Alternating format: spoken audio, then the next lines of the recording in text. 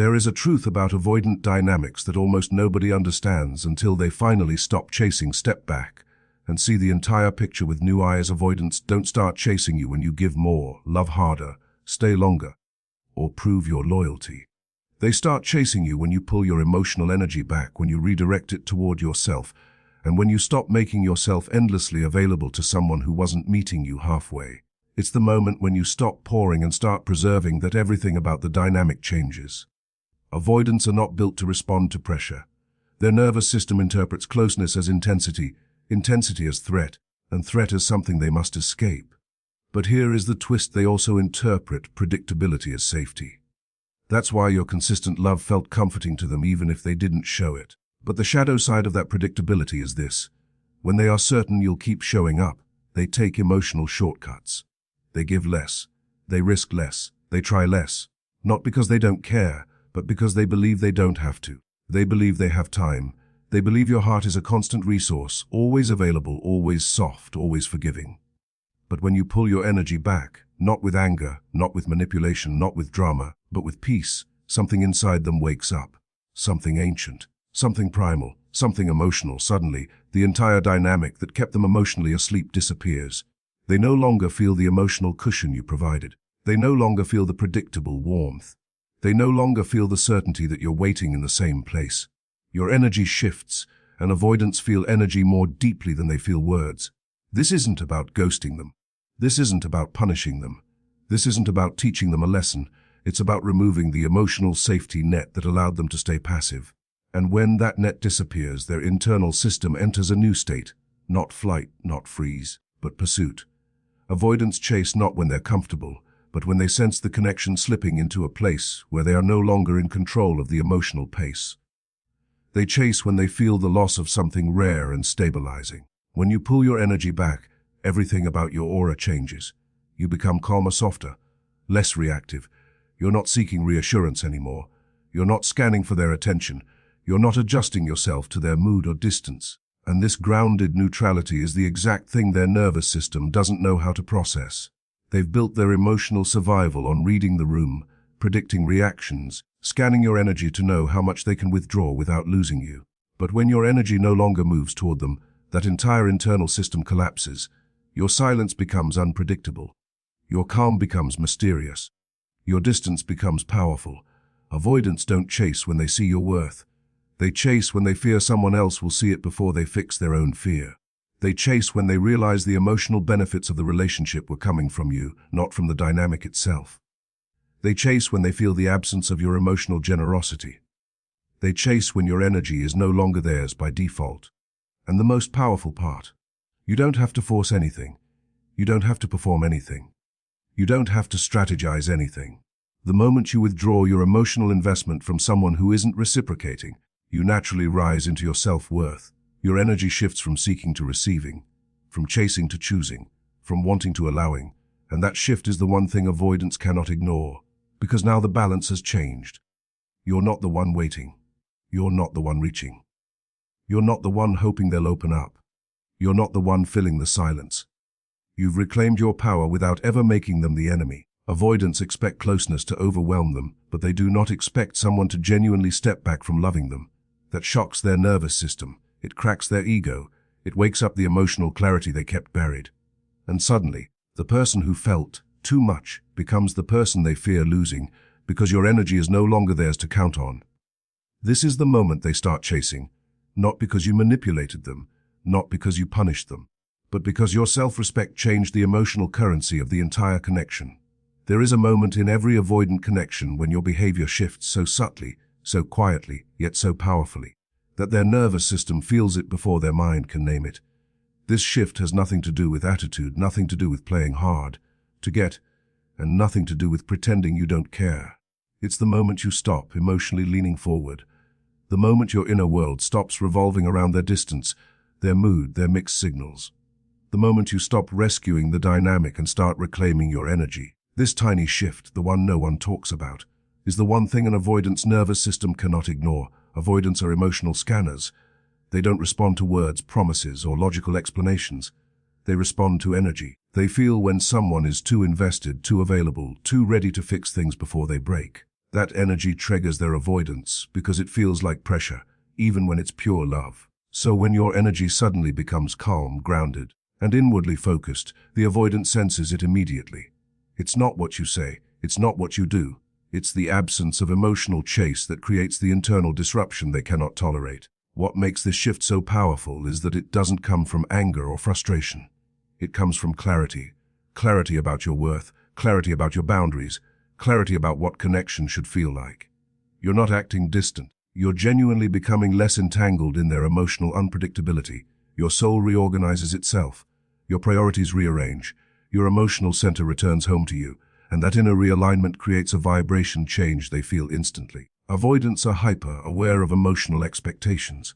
When someone wants too much from them, they retreat instinctively. But when someone no longer needs anything from them, something unexpected happens, they become alert. Your energy no longer pulls on them, no longer tugs at their fear, no longer signals emotional dependency, and this creates a void in the dynamic that their nervous system must respond to.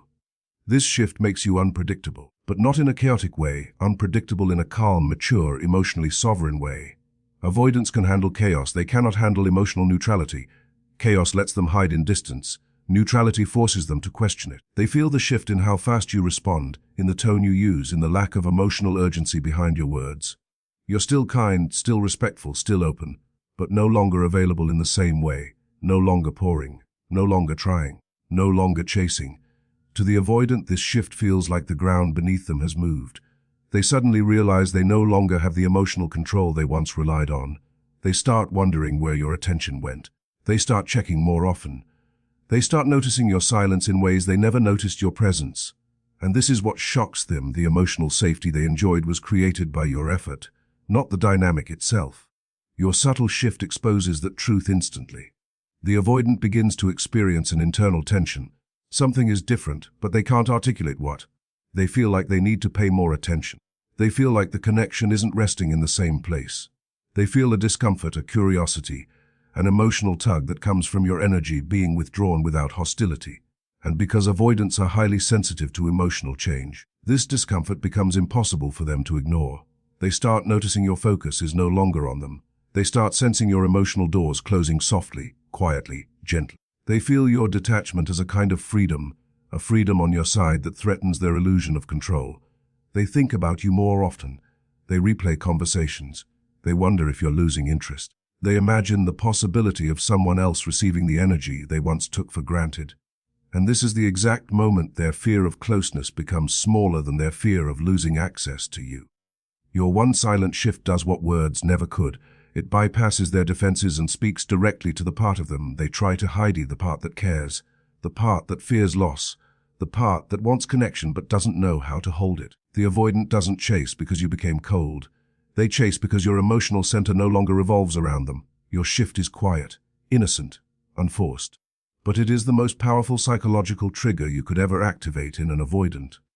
Because for the first time they must move toward you, or risk losing the connection they never realized they needed until now. There is a moment in an avoidant dynamic that flips the entire emotional script, and it always happens when you stop rescuing the connection.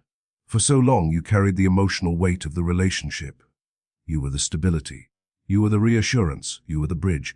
Every time they pulled away, you reached across the gap. Every time they went silent, you softened the distance. Every time their fears made them retreat, your love made you move closer. You weren't chasing them, you were protecting the connection. But to an avoidant, that emotional stabilizing gets misinterpreted.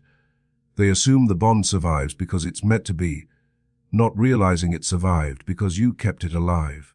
But everything changes when you stop stepping in to repair the damage they create with their silence, their inconsistency, and their emotional shutdowns. The moment you stop cushioning their avoidance, the dynamic reorganizes itself in a way the avoidant never expected.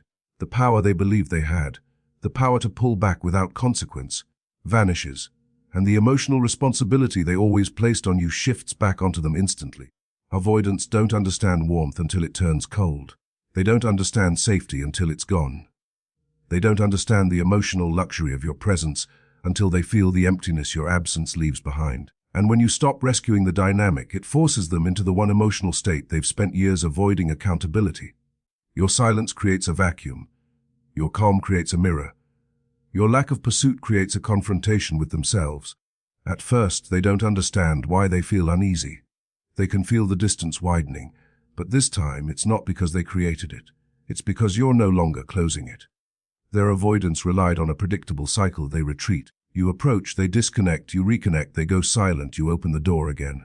The moment you stop rescuing the connection, that cycle collapses. Now they feel something new, uncertainty.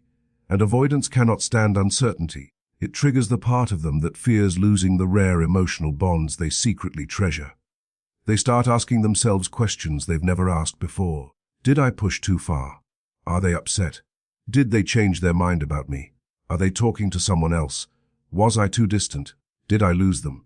These questions come from the place inside them they try to deny exists, the part that cares deeply, even when they refuse to show it. Without your emotional rescue, they can no longer hide behind the idea that you'll always be there. Suddenly, the responsibility of connection is theirs, and that scares them more than closeness ever did. Avoidants run not because they don't care, but because caring threatens their fragile sense of emotional control. But when you stop rescuing them, the threat changes direction. Now it's not closeness they fear, it's losing the one person who ever made closeness feel safe. This is when they begin to chase, not because they've been manipulated, not because you punished them, but because the emotional ecosystem has shifted. Your effort is no longer sustaining them. Your reassurance is no longer calming them. Your love is no longer buffering their fear. And the silence they once relied on is now the silence they fear. Avoidants are not used to being the emotionally uncertain one. They're used to being pursued. They're used to being needed. They're used to being emotionally accommodated. But when you stop rescuing the dynamic, the emotional roles reverse. Suddenly, they are the one feeling the anxiety of losing something meaningful. They are the one wondering where they stand. They are the one who doesn't know what will happen next. And that loss of emotional predictability pushes them into action. They start initiating conversations. They start asking subtle questions to understand your mindset. They start responding faster. They start showing more presence. They start giving more effort. They start breaking their own patterns. Not because you demanded it, but because the absence of your rescue mission showed them the truth they never wanted to face. If they don't show up, the connection dies. And deep down, they realize they don't want that. Your decision to stop rescuing the dynamic doesn't punish them. It reveals their real desire. It shows them what losing you feels like, and it forces them to choose between fear and effort. Most avoidants choose effort when the person they love stops absorbing all the emotional responsibility. That's when they chase. That's when they step forward. That's when they finally understand the value of what they nearly lost. There is a moment in every avoidant connection when they suddenly realize your heart is not sitting in the same place anymore, and this moment hits them with a shock they never saw coming. It happens quietly, without announcement, without drama, without confrontation. It happens when they speak to you and your tone is calmer, when they message you and your response doesn't carry the same warmth, when they look at you and notice something missing. Not love, not attraction, not history, but emotional reach. The reach you once had toward them. The reach that made them feel chosen even when they weren't choosing you back. Avoidants become comfortable assuming your heart will always be there. They build an emotional identity around the belief that you are the safe one, the stable one, the available one. They depend on your predictability more than they depend on their own capacity to show up. But the moment your heart steps out of that old emotional posture, even slightly, even subtly, even unintentionally, they feel it instantly. Avoidants are slow to show emotion, but they are incredibly fast at sensing when emotional access is slipping away. At first, they try to pretend nothing changed. They brush it off. They tell themselves you're just busy. They try to act unbothered, but something in their system doesn't relax the way it used to. Something inside them stays alert, scanning, watching, registering every difference in the way you speak, the way you respond, the way you carry yourself. They feel the shift even before they understand it, and then it hits them. It's not that you're being cold. It's that your heart isn't open in the same way anymore. This realization wakes up a fear they've avoided their entire life. A fear stronger than intimacy, stronger than vulnerability, stronger than commitment. It is the fear of losing emotional access to someone who made them feel safe without asking for more than they could give. They never worried about losing you because your love felt like air, always present, always available, always staying even when they pushed. But now, suddenly, the air feels thinner. They feel the absence of your emotional effort. They sense less warmth, less reassurance, less softness, and it shakes them. Avoidants don't panic when you're angry. They panic when you're indifferent. They don't react to your hurt. They react to your emotional absence. Because they've spent their whole life running from closeness, but they've never built the muscles to handle emotional uncertainty. And the moment they sense your heart detaching, not closing, just detaching, something inside them fractures. Now they begin asking themselves questions they never asked before. Did they take you for granted? Did they mistake your patience for permanence? Did they assume there would always be more time, more chances, more softness waiting for them? They start replaying old moments, remembering the kindness they ignored, the affection they brushed off, the support they didn't appreciate. Suddenly, all the things they once saw as pressure now look like care. All the things they once labeled as too much now feel irreplaceable. And beneath all of this, a new emotion begins rising in them. Urgency. Not the dramatic, impulsive kind. The quiet, internal urgency of someone who realizes they might have waited too long. They feel themselves slipping out of a story they thought they controlled. They feel you stepping back into your own power. And they remember how deeply they were held by the parts of you they never acknowledged. This is when their behavior shifts. They respond faster. They initiate more subtly. They ask more questions. Their tone softens in places where it used to harden. They pay attention to details they ignored before. They look for reassurance without asking for it directly. They hover at the emotional doorway hoping you will open it again, but terrified that maybe you won't. Your emotional availability was their comfort zone, even if they never said it. Losing that availability doesn't make them want space. It makes them want closeness. Because the truth they never expected to face is this: your heart was their anchor, and now that it's no longer fully turned toward them, they feel adrift. For the first time, they see themselves through your eyes. For the first time, they feel the reality of losing you. For the first time, they understand the cost of their avoidance. And this realization is the exact moment they begin to move toward you. Not because you demanded it, not because you manipulated anything, but because the shift in your heart awakened a truth they could no longer run from. There is a moment during the energy shift when an avoidant begins chasing you, long before they even realize they're doing it. Avoidants don't chase in obvious ways. They don't flood your phone with messages. They don't suddenly confess their feelings like a movie. Their pursuit is subtle, nervous, hesitant, and deeply revealing. And it always begins with small signals. Signals most people miss because they're expecting a grand gesture. But avoidants don't chase with grandeur. They chase with curiosity. They chase with attention.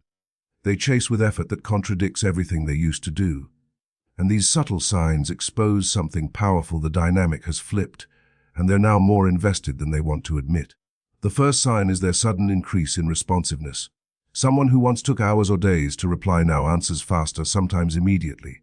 They pretend it's nothing, but inside, they're watching your messages with anticipation they didn't feel before. Your silence made them realize they don't want to lose access to you, so now they try to stay within your emotional orbit. But they won't say that. They'll simply happen to reply quickly, because it feels safer than risking your attention drifting elsewhere. Then comes the shift in their tone. Avoidants usually keep things surface level, light, neutral.